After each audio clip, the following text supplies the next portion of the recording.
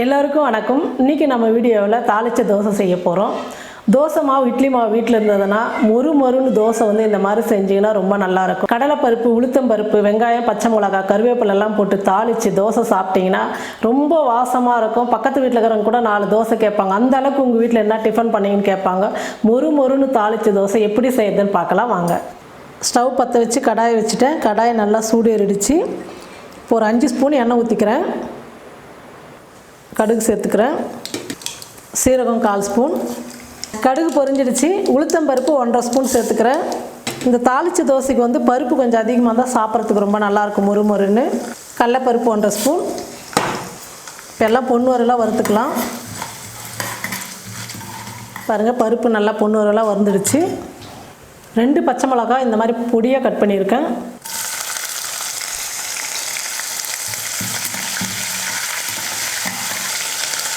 3 பெரிய வெங்காயம் இந்த மாதிரி பொடியாக கட் பண்ணியிருக்கேன், அதையும் சேர்த்துக்கிறேன்.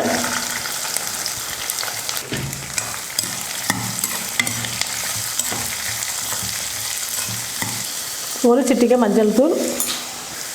மாவில் வந்து உப்பு போட்டு கரைச்சிருக்கோம். இந்த வெங்காயத்துக்கு மட்டும் கொஞ்சமாக உப்பு சேர்த்துக்கிறேன்.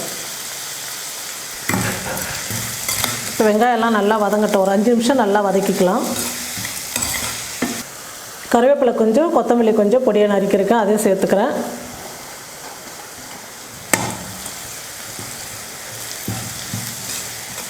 இப்போ எல்லாம் நல்லா வறுந்துடுச்சு. இப்போ மாவில் எடுத்து சேர்த்துக்கலாம். நான் மாவு வந்து கரைச்சி வச்சுட்டேன். உப்பு, சோடா உப்பு கொஞ்சம் போட்டு இந்த அளவுக்கு தண்ணியாக தோசை ஊற்றுற அளவுக்கு மாவு கரைச்சிக்கிட்டேன். இப்போ நம்ம தாளித்து எடுத்து மாவில் ஊற்றிக்கலாம்.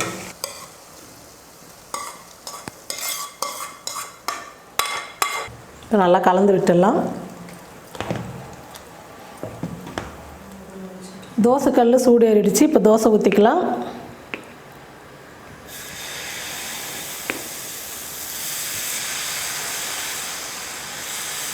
இந்த மாதிரி கொஞ்சம் கனமாக தோசை ஊற்றிக்கலாம். அப்படி இல்லைன்னா கொஞ்சம் மெல்லிசாவும் ஊற்றிக்கலாம். உங்களுக்கு எப்படி பிடிக்குமோ அந்த மாதிரி ஊற்றிக்குங்க.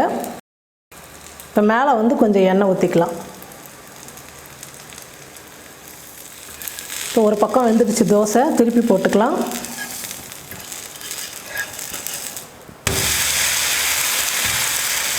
பாருங்கள், நல்லா இந்த மாதிரி கலராக வரணும் தோசை. பருப்பு, வெங்காயம் எல்லாம் போட்டதுனால நல்லா மொறுன்னு சாப்பிட்றதுக்கு ரொம்ப நல்லாயிருக்கும் தோசை.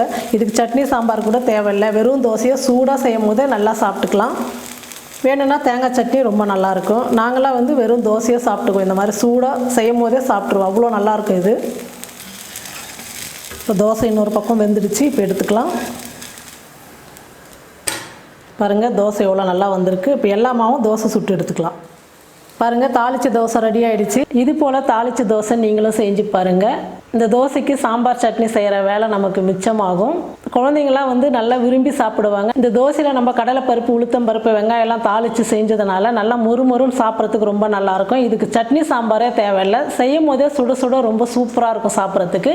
இந்த மாதிரி நீங்களும் செஞ்சு பார்த்துட்டு எப்படி இருக்குன்னு சொல்லிட்டு கமெண்ட் பண்ணுங்கள், ஷேர் பண்ணுங்கள். நன்றி.